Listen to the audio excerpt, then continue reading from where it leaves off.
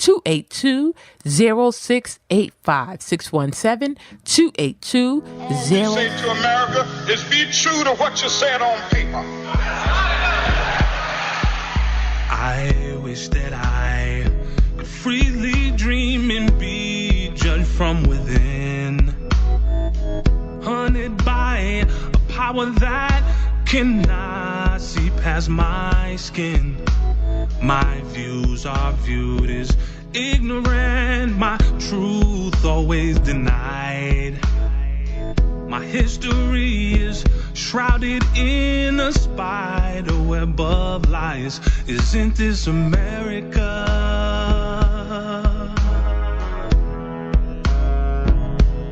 Or is this America all a lie? Of the freedom of speech, somewhere I read.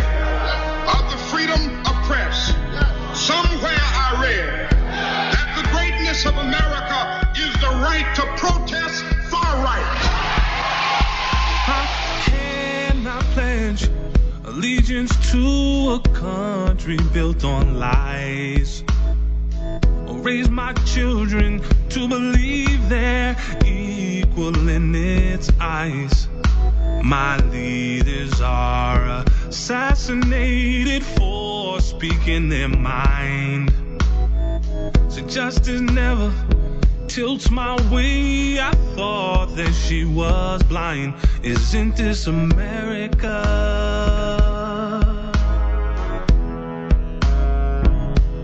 Or is this America all a lie?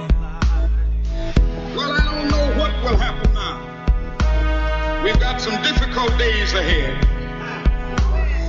But it really doesn't matter with me now, because I've been to the mountaintop. Good day. I am Denise DePina-Reed, co-host of At the Round Table with MAMLEO, a Massachusetts Association Minority Law Enforcement Officers Incorporated broadcast, and we greatly appreciate our sponsors, John B. Cruz Construction Company, 1 John Elliott Square, Roxbury, Massachusetts. In your arms,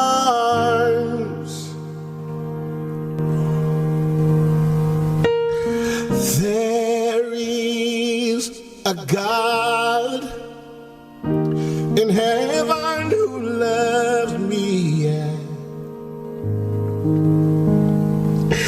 and who wraps me in his Boston Praise Radio, the voice of the church in New England.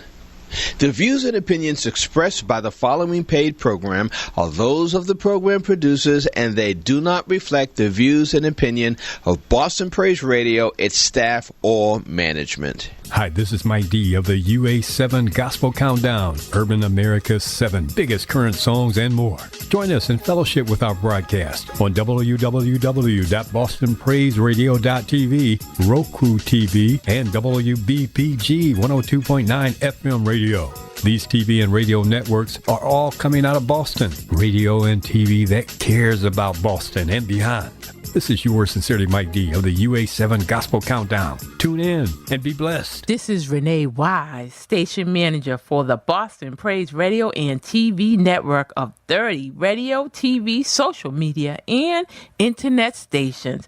You can broadcast on our network by just giving me a call, 617-282-0685, 617-282-0685. All we say to America is be true to what you said on paper. I wish that I could freely dream and be judged from within, haunted by a power that cannot see past my skin. My views are viewed as ignorant, my truth. All right, welcome back to At the Round Table with MAMLEO. I'm your host, Larry Ellison, in studio with my brother, Dr. Bradley. It's very spirited and heartwarming. This is At the Round Table.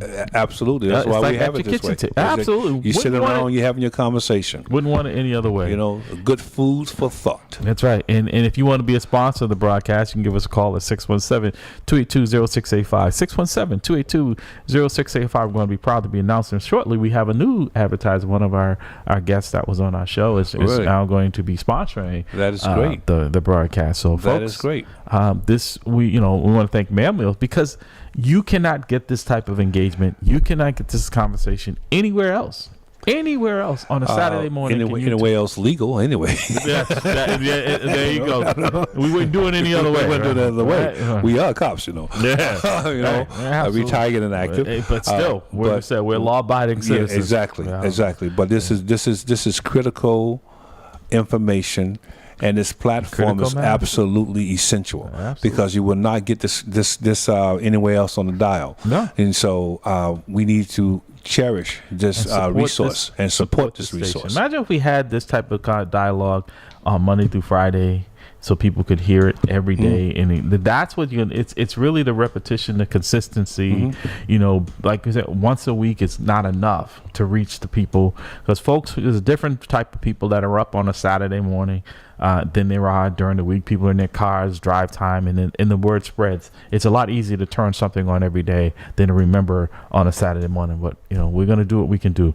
And with that said, we want to thank our sponsor, Guarantee Rate Mortgage. For all your mortgage needs, give branch manager Cora Holberg a call at area code 781-342-0252. Guarantee Mortgage is located at 75 State Street in downtown Boston, Mass. Guarantee Rate Mortgage Company, guaranteed to exceed your expectations.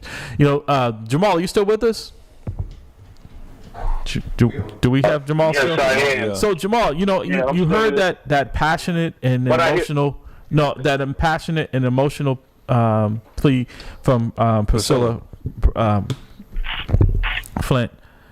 On her frustration, and rightfully so, because I feel it as well. And I was saying, when we lost Billy Celeste and we're losing, Minister Don's health has declined, and we're always hearing about, some of our folks who are in this fight are no longer here. And most recently, Makia Baker Gomez.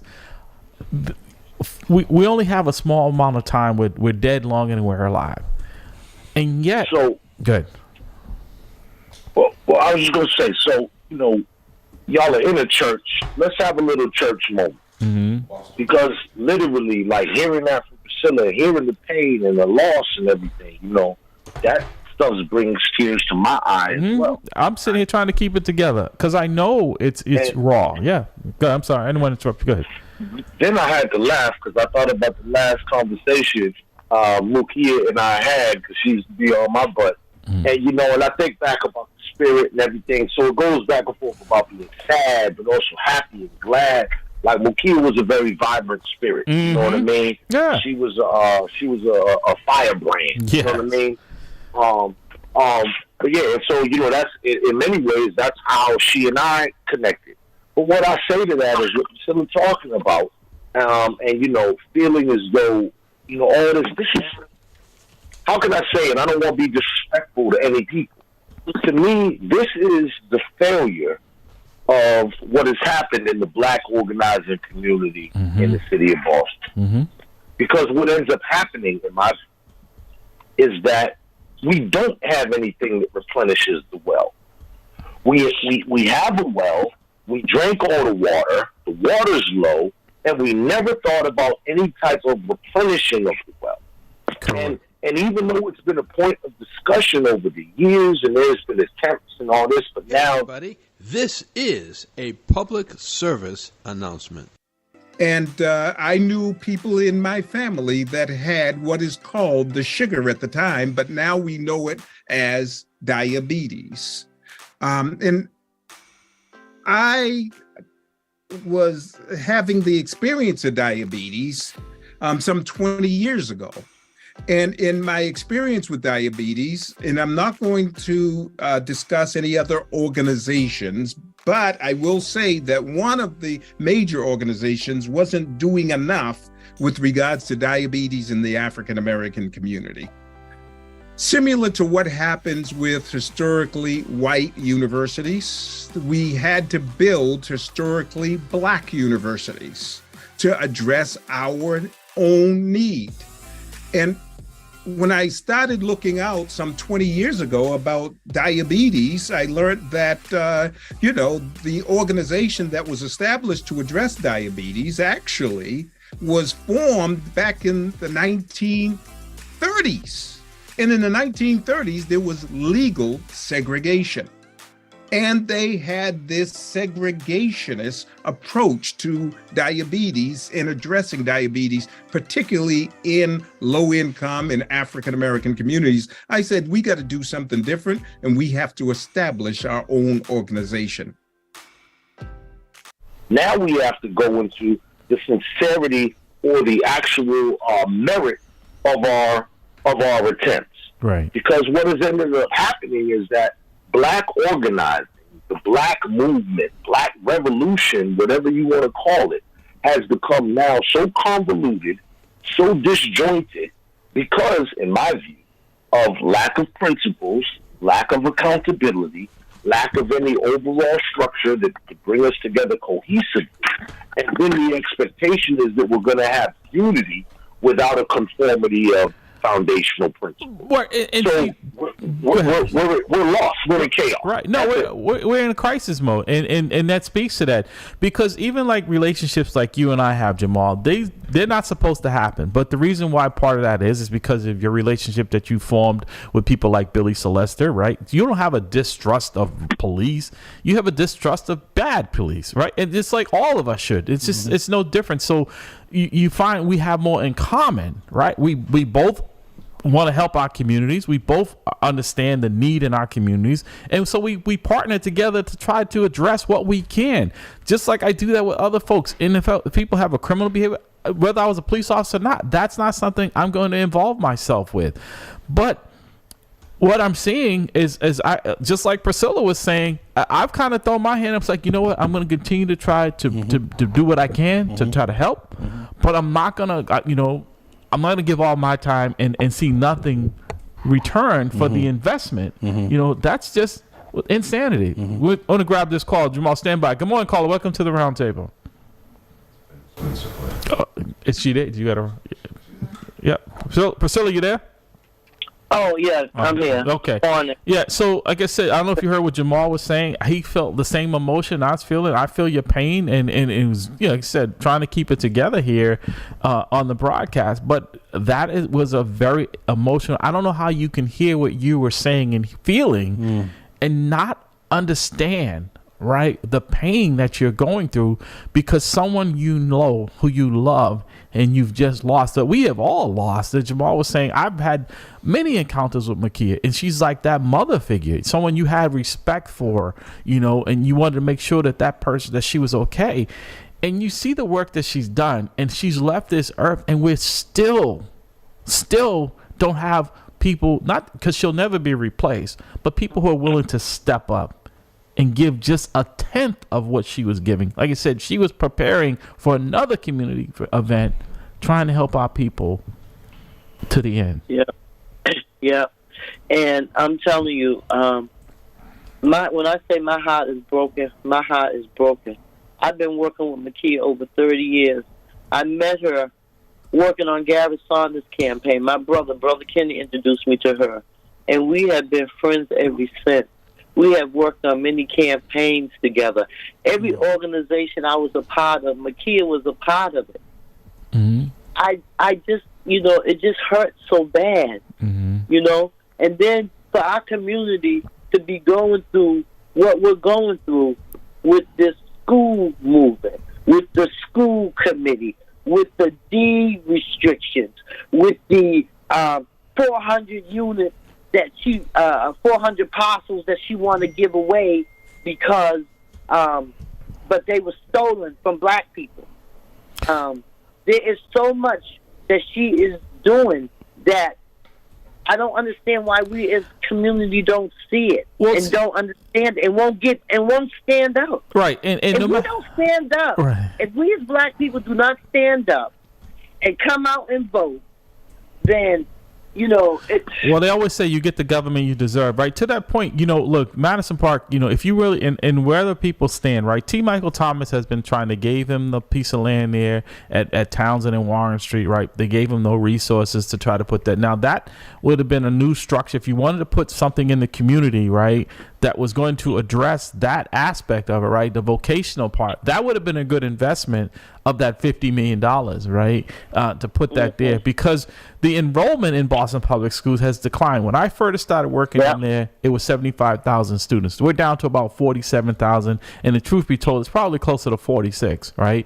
They're closing schools, right? They're closing the middle schools. There are no longer any middle schools in the city of Boston, so they're closing. So what are we investing in here? So with them closing them schools, what are they going to do with them? You have to ask them that question. That's what I'm saying. They need to give them to us. Yeah, those will probably be on the block for some developers. There'll be expensive condominiums. Exactly. They're not going to give those away. So the thing about it is that we do have black developers. We do have black contractors. We need to be combining our resources. Right, but they don't get the opportunity. Like Cruz Construction is one of the companies I have a lot of respect for. He is black and unapologetic for it, and he has been very supportive in our community, hiring. But he's probably one of the few. And even with him, he has to be weaved into the RFP in such a way that the overall contractor, the general contractor, will have to be required to hire a black subcontractor. Right. So I hear what you're saying, but again, I'd like it right back to the lack of community participation, the lack of community concern, the lack to as relates to community voting. This whole feeling around the apathy. Or that someone else is going to do it for them. Yeah, and the people that are doing it for, we're running out, we're losing them, right? Yes. That's why you don't see, that's why when Priscilla said it was her and Siddiqui at the press conference, right? Mm-hmm. Yeah. Yeah. Where are the parents? Yeah. Watch this now. Neither one of them have kids in the Boston Public School system. See, that's the hit. The parents who have kids in the Boston Public School system should be out there with arguing for the fact that they should not move it. Let me tell you another thing, and I made the statement after we got off the air here, just for a break. This is the forerun to gentrification. Yeah. This is what it looks like. I'll let education go.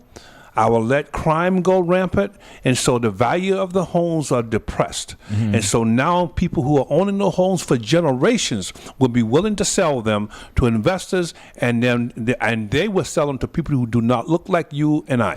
Think about the South End back in the 60s and the 70s, and look what it has happened to it now. Well, this is the forerunner to gentrification. Well, people said, because that's why when Siddiqui was saying, and like I said, it's not dispatching, when he was saying that this won't happen, and people said that same thing about the Harriet Tubman building, right, down there in the South End, right, that would never be developed, that would never be torn down. Well, guess what? They're high-end condominiums now. That was the last vestige of any footprint that we had in there that we could say that black people could go and feel welcomed, right? That is no longer there, right? They said that would not go by the wayside. So if that couldn't stay down there, you think that they're going to not move that school over there? It's not. It's going to happen. Priscilla, I want to get into a little bit. You were talking before we got off the call earlier. The budget, right, and what that's looking like. Because, like I said, show me your numbers, and I'll show you your commitment.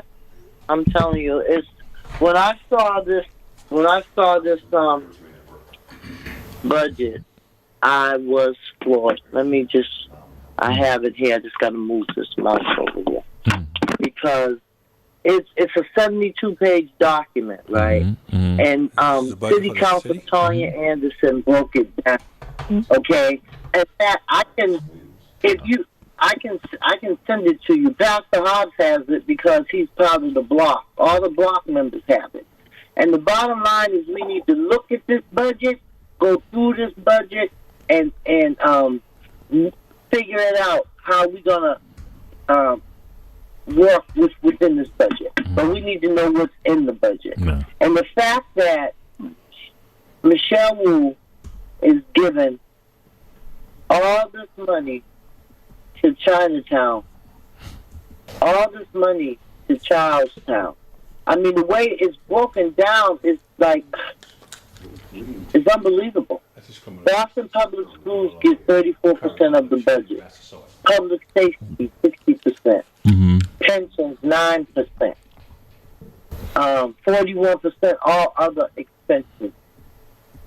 I want to get to the part where, so it was $1.45 billion Boston Public Schools.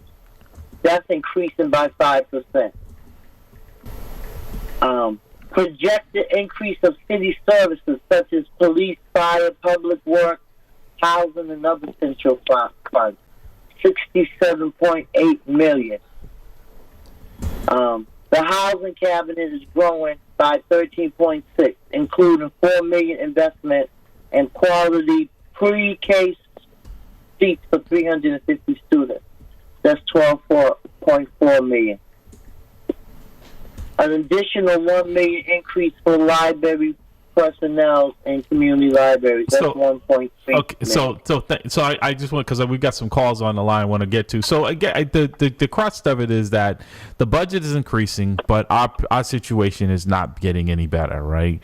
There are things in it. If you look at it on the surface, it looks like it's a proposal, but then you have to go down into that and see who's benefiting from this, right? So even, I know it wasn't, there was something in there about cutting police budget, right? So in a time when things are as bad as they are, right? You're talking about cutting public safety. Who's going to be impacted by that? Not the folks in some of these neighborhoods, these more affluent neighborhoods, where, like I said, geographically, West Roxbury is probably one of the largest areas of land mass, right? I worked out there. I mean, it has the fewest number of officers assigned out there. Mm-hmm. Why can they get away with that? Because the crime and I'm glad that the community is not inflicted by the same violence that some other communities are, because none should be. But they don't have the number of officers assigned there that you might have 5 or 6 officers on a day shift in West Roxbury. In fact, in addition to that, they don't have the youthful officers assigned there. Usually that is a spot for officers who are in the twilight of their career. Right. And they're getting ready to move into other areas and retire. So that speaks volumes to how they assess crime in the city. Why can't we have that same level, a lack of crime in other areas of the city? But yet you're allocating more resources to these areas, right, of dollars into these areas that are not, Well, I just want to say that Chinatown is getting the most money, over close to $400,000. Mm-hmm. $400 million, I'm sorry. And then next you have downtown Charlestown is getting close to $300 million. While let's see, and those are neighborhoods that have already been gentrified, right? Unless you live in public housing and voting, right? In those neighborhoods, right? Let's get this comment and then we'll grab this call right quick. Go ahead, Pastor. All right. Pastor Hamilton says our apathy as a people is the result of systemic oppression. We have to inform and educate our people. We need to mobilize our students as well. Well, good luck with all of that. I'm not saying it's good luck. Good morning, caller Terrence. Welcome to the round table. Thanks for waiting. Good morning, my brothers. How's everyone doing? Our sister's on the line. Good. Good morning. That's right, sis. She's still with us. How you doing, Sis Priscilla? I'm good. How are you? Great, fantastic, awesome, amazing, blessed, and highly favored. Oh, Dr. Bradley's got that copyrighted. Yeah. I saw you on TV. You and Pam. Thank you. Okay. Thank you. Bye. Who's this? Terrence Williams. Go ahead, Terrence. You wanted to say something? I'm great. First, you know what I'm saying? I got to get honor to God. I'm sorry for going off topic, but I just want to get honor to God. Oh, that's not off topic. That's never off topic, brother. That's never off topic. Yeah, for blessing me, for over 40 years, finally getting a pardon from the governor for a horse play around in a school that me and my friend, was doing. Finally getting a governor's pardon. Okay. So, I just want to say thank you. Congratulations. Holler at me. I need one of them. Listen. I'm going to be the poster child for this because it's the conversation I have with the governor. I'm like, there's a whole lot of brothers and sisters out here who just want pardons that to change their lives. A lot of people don't want to become law enforcement officers. A lot of people don't want to carry firearms. But that's some of the procedures you have to go through, and the policy that they'd be like, okay, well, you know what, we just don't give pardons to get pardons. Unless you're a different race or different, and that was the thing that stopped me, because I've been working since 1990 on getting a pardon. And that was one of the things that kept me no, we just don't get pardons to be given pardons, and then they say, if the police headquarters give you a letter saying that they'll give you a firearm, then we'll consider it. All right. Well, Terrence, again, congratulations on that. But I want to get your way in on this whole thing with the city, the school, this budget that we're talking about here, the money that's being allocated to certain communities. And then there are communities who are losing things. Like, for instance, we're talking about Madison Park Bryant being relocated to West Roxbury, one of our premier exam schools here in the city of Boston. And the only people that seem to be bothered by it was Siddiqui and Priscilla. Yeah, apparently. But see, you know what? But that is the problem. That's the problem that we have in our community. We keep saying, okay, we need to educate, we need to educate, we need to educate. You know what? God said, you know what? I'm gonna let y'all, be out there in the land, Brian, and I'm gonna, and your kids are gonna, read.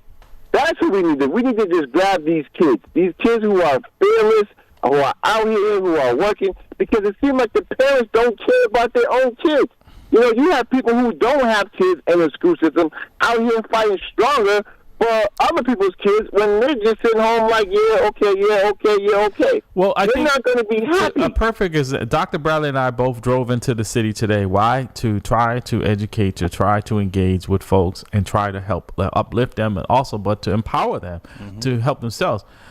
These issues are not so germane in our neighborhoods, right? I mean, my daughter's last day of school yesterday, it was just celebration throughout the whole town. Everybody was, having swimming parties, and my daughter, we had a huge event at the health club that we go to, a party, a pizza. I mean, it just the way it should be in this neighborhood. Just because you don't have to be in an affluent neighborhood. But where do you live, brother? I live outside of the city. Right? I live outside of the city as well. It was the same thing in my neighborhood.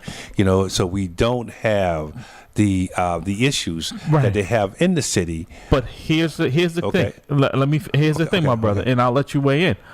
I didn't grow. That's what I grew up on, living in the city. There you go. Was that type of environment that I had to move out to get it for my family. And that's the problem. I would like to see what we're getting in our respective community. What we used to get in that, right? What we used to get in the city. My grandkids who are living in the city, who are not in the Boston public school system, by the way, should be receiving that, should get that, and not have to worry about, am I going to get shot, or am I going to witness a fight? All these different things that we tend to do and tend to accept in our community. Right. But then again, listen.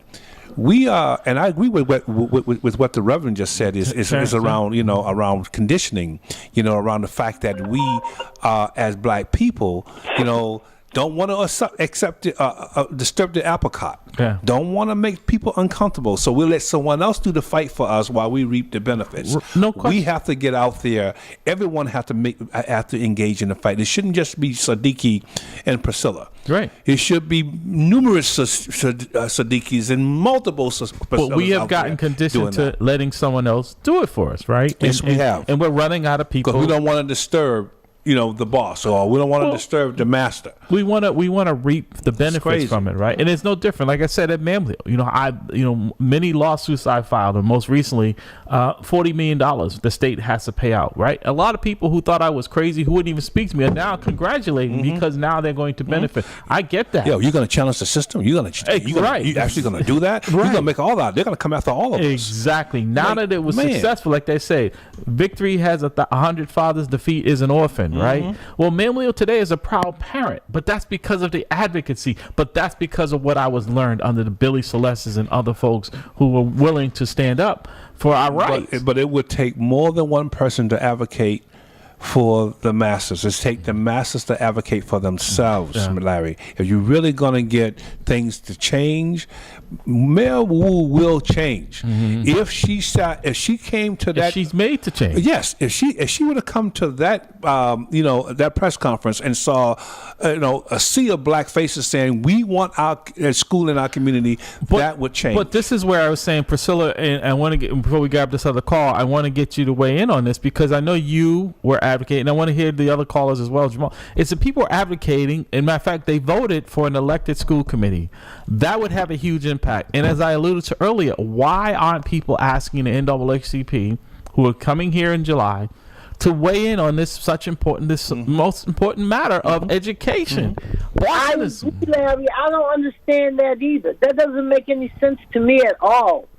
I mean, that right there should be a subject that they should be talking about. Okay, so let me ask this question. Why are you coming here? What's the agenda? Okay, let me ask this question. What's on the agenda? Who would be that person that speaks? That actually contact the NAACP and say, Tanisha Sullivan is the president, the current president. Tanisha Sullivan. She's the president. Okay. And Michael Curry, who's on the board. He's a board. Okay. So why does the community reach out to them? That's who needs to be asked.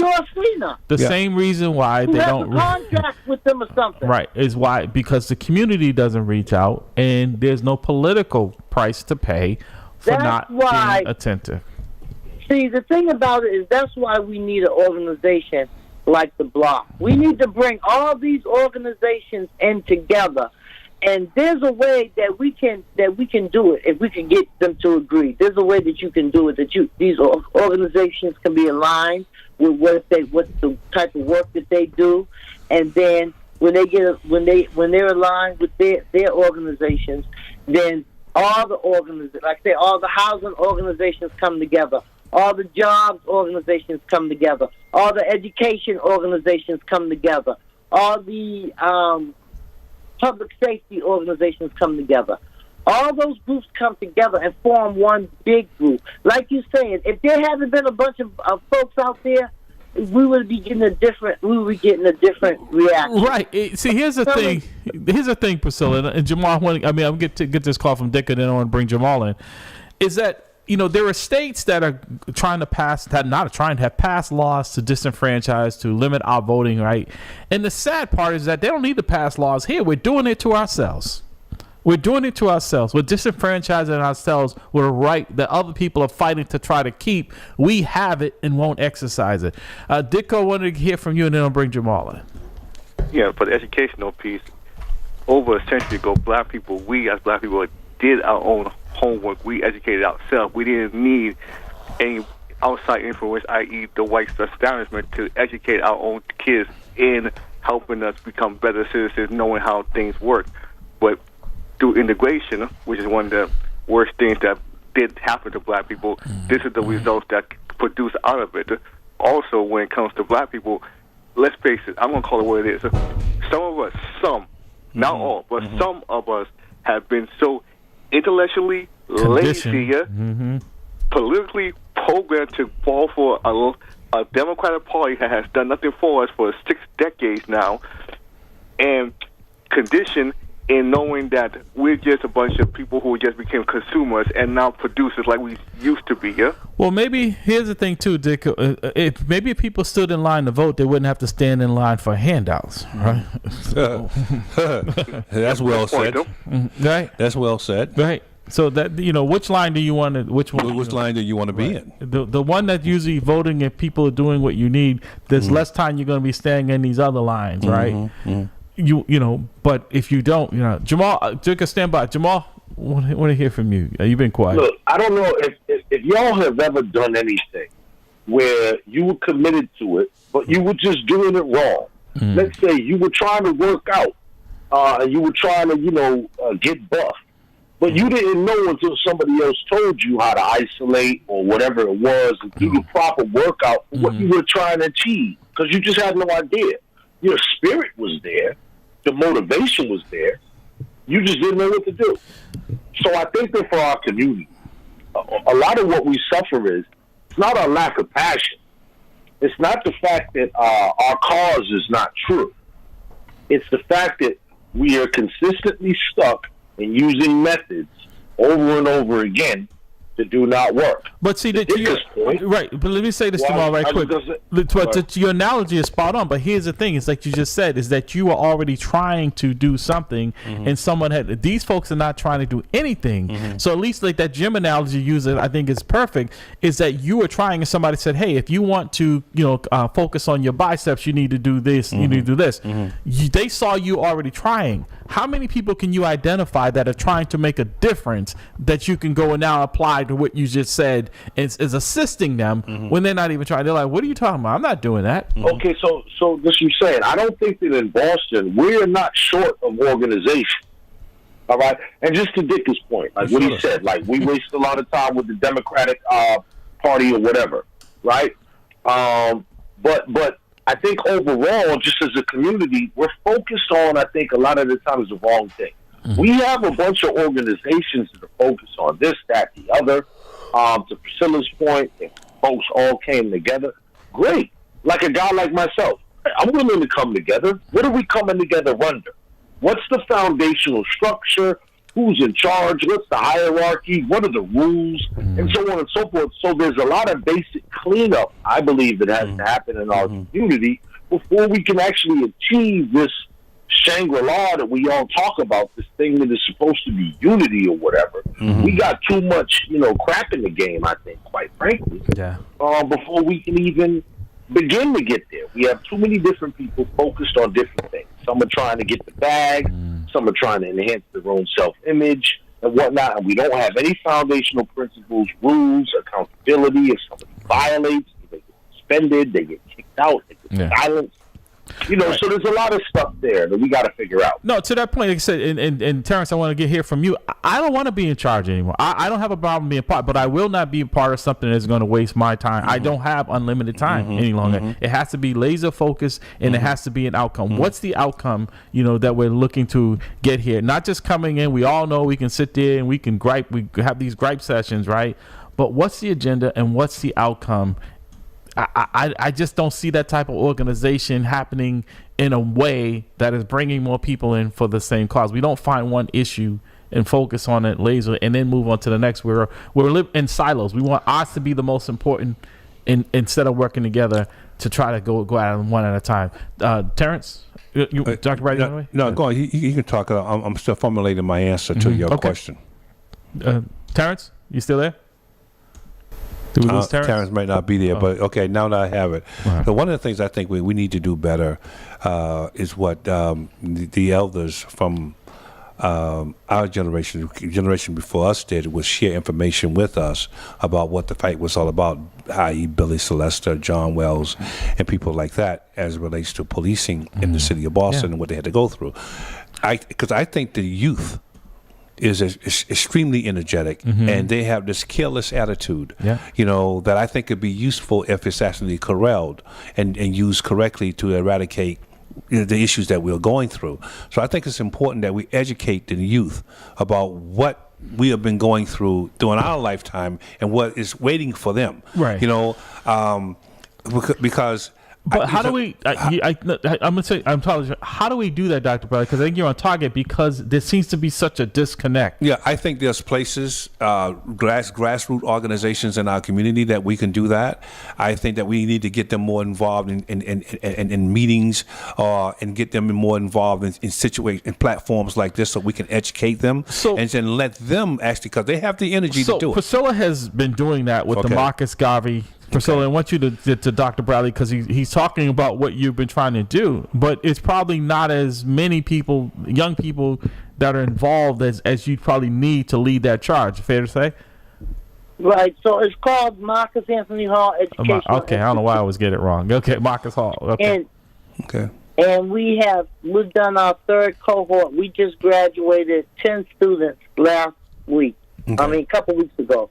And what we do is we teach them about organizing and how to run for office and how to deal with reporters. What you're talking about. So we have people like Professor Jermadari, Charlie Titus, James Mackey, Shadun.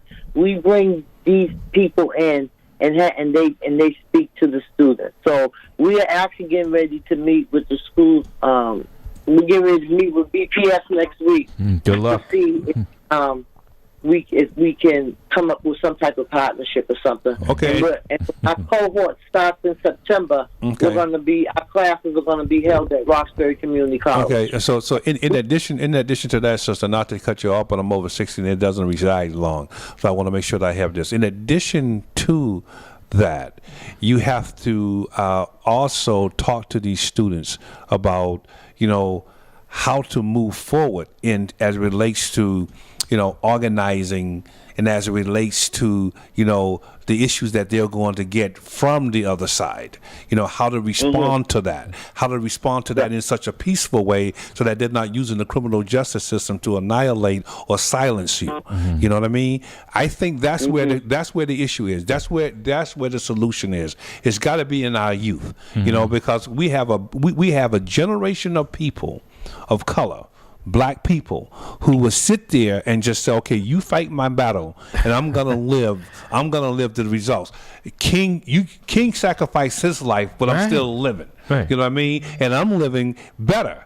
Right. Because he sacrificed his life, but I'm not the one who sacrificed the life. We all have to be, in every war there's casualties. We have to accept that. We would be literally lynched for what we say on this broadcast if it hadn't been for people sacrificing. Exactly. We couldn't say that this broadcast couldn't exist. That's what I'm talking about. You know what I mean? It would have been seen as repudiating the Constitution or the government if we actually sit here and do it, unless we had people like King who actually fought for us. So, Ditko, what are you doing, or what can you do to work with folks like Priscilla, like Jamal, like those of us here at the broadcast and at Boston Praise Radio and TV, to get our community moving in a direction that is positive, that is meaningful? Because, like I said, we're not getting any younger, and the folks that Priscilla are bringing in, that's well. But like I said, 10 at a time, we still have to get the folks who are already here engaged as well. We can't just put all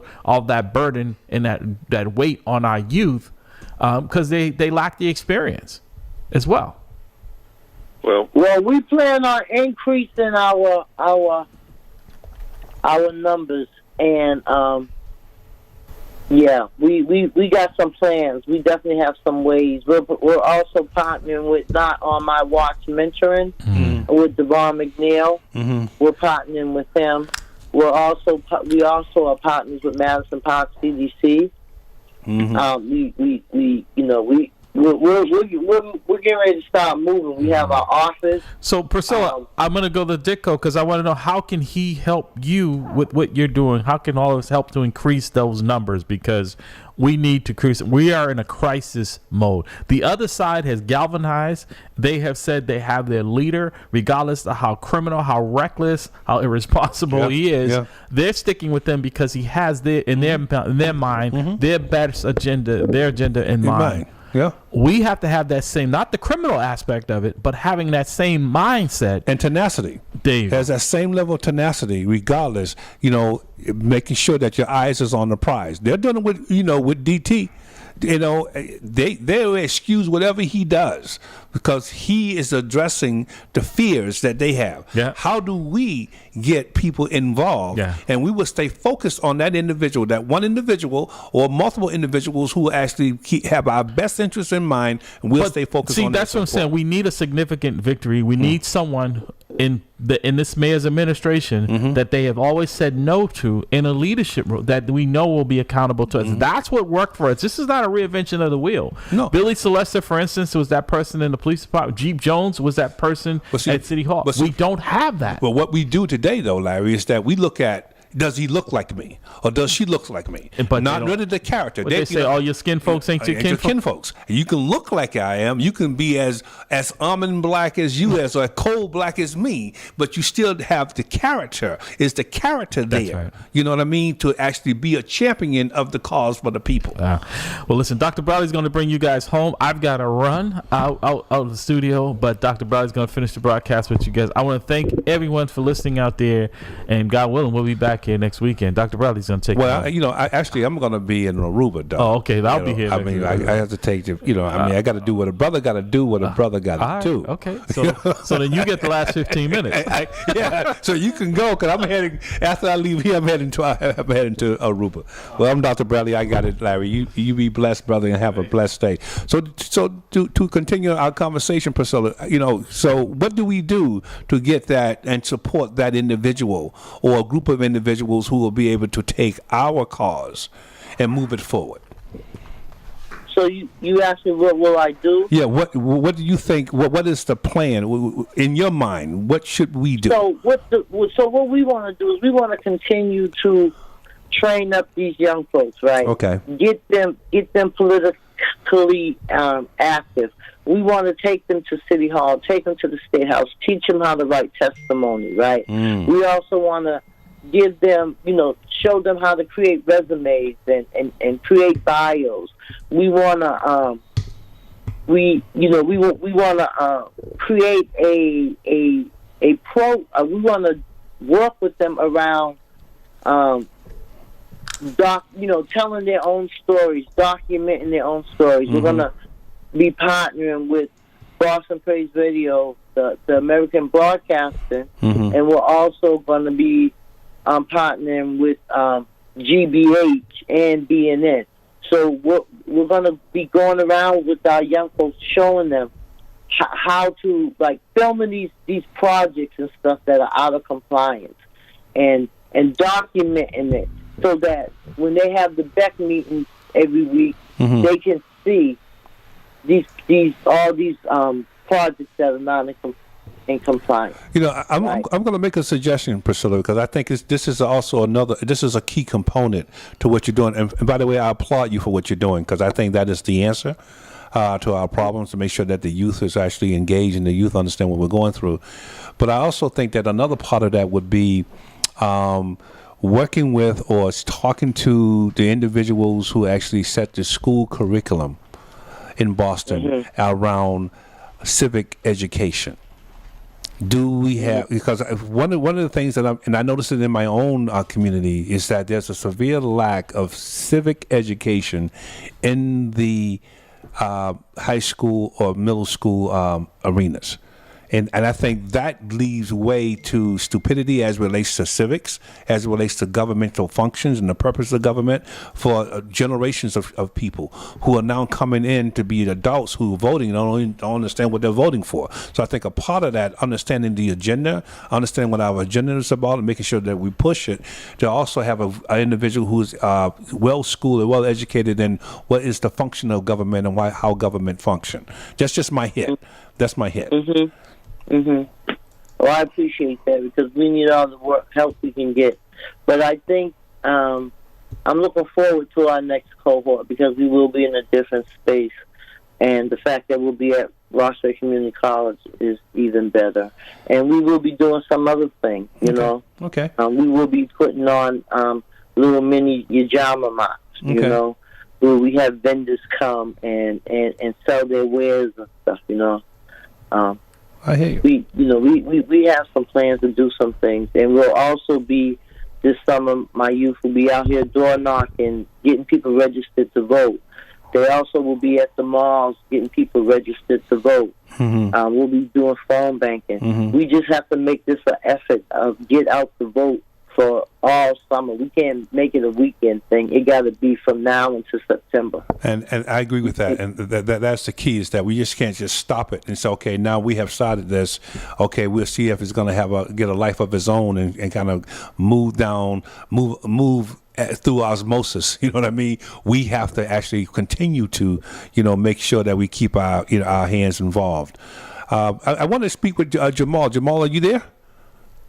Yes, sir. All right, brother. What do you think, as it relates to how we can move forward with our youth and pushing our agenda? So for me, what I've striven to do is just present information. I just think about myself as a kid. I was pretty much like I am now, pretty incorrigible. And so I just feel like, you can put a plate in front of somebody when they're ready for it, if they want it or whatever. whatever. But I think that one thing that we have to do is it has to be about the purity of what we're putting. So, for instance, I've developed a couple of like book lists, film lists of the things that have gotten me to kind of view things the way that I view them. And I know a lot of kids never seen these documentaries or these films, or never heard this music or read these books. And so I used to put it on paper, but now I just kind of am creating databases, spreadsheets, Google Docs that I can share with various people. And, you don't have to come to the Jamal Crawford School of Theology, right? You don't even have to talk. You just go watch this stuff whenever you want to, 1 o'clock in the morning with your boys, your girlfriend, whatever. I don't care. Here's the information. And then you get from it what you will. That's what my cousin did to me when I was about 10 years old. He saw me reading all these comic books, and instead of comic books, he put in my hand the autobiography of Malcolm X. That is literally why I am how I am today.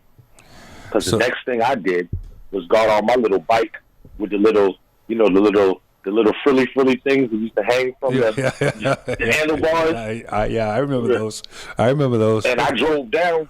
From Roofing Street on Humboldt down to Dale Street to find out, what this street, it's around here. And I was a little kid trying to find where Malcolm X lived. So the spark. And then all I will say on top of that is, once again, back to the first point of, I really don't care what direction people are moving.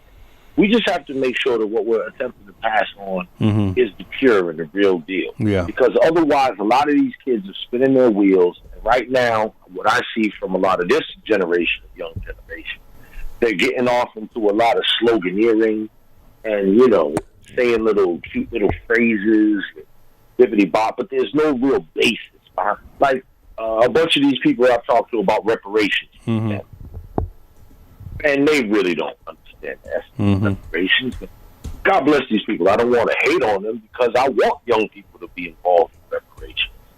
But by golly, I'd like them to be able to know how to spell it, know where it came from, things like that. Yeah.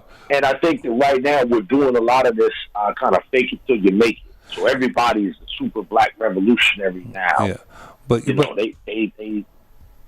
But I think it's also important, though, that we maintain a pretty good assessment of our history as it relates to the Black American experience here. You know what I mean? And I agree with you, Jamal. I'm thinking to myself, as you were saying, you were reading comic books. I said, to myself, today would be taking the controller out of the kid's hand and putting in a book in that hand to say, okay, understand what was meant by the Freedman Bureau and why that Freedman Bureau was important as it relates to getting slaves somewhere acclimated to being free. You know what I mean?